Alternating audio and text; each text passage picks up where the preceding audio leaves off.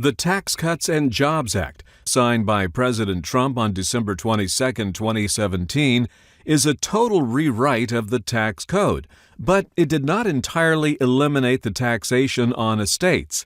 Under TCJA, Uncle Sam's claim on inheritances is slashed thanks to the doubling of how much you can leave to heirs tax-free.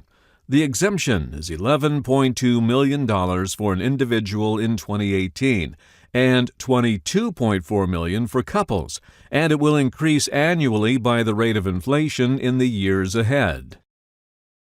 Estates in excess of the exemption pay tax at the 40% rate, but the numbers of estates that will pay any tax is expected to drop from 5,500 in 2017 to 1,700 in 2018.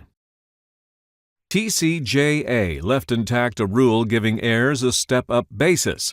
For instance, say you inherit Apple stock that your family bought for $8 a share a little after it went public in 1983. Those shares recently changed hands at $178.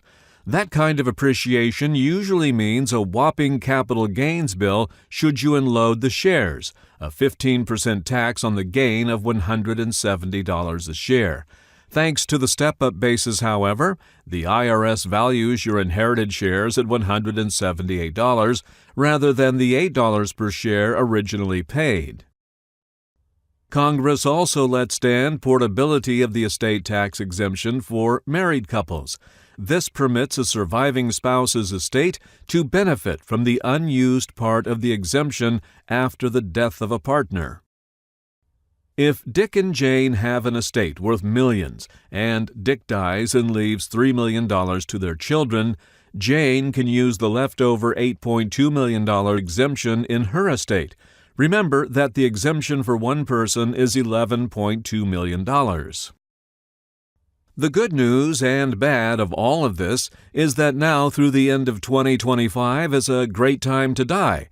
But just keep in mind that Congress could modify the estate tax rules by 2020. Left unchanged, the new tax rules are set to expire in 2026, but families with large estates will need to monitor shifts in the political climate and plan ahead.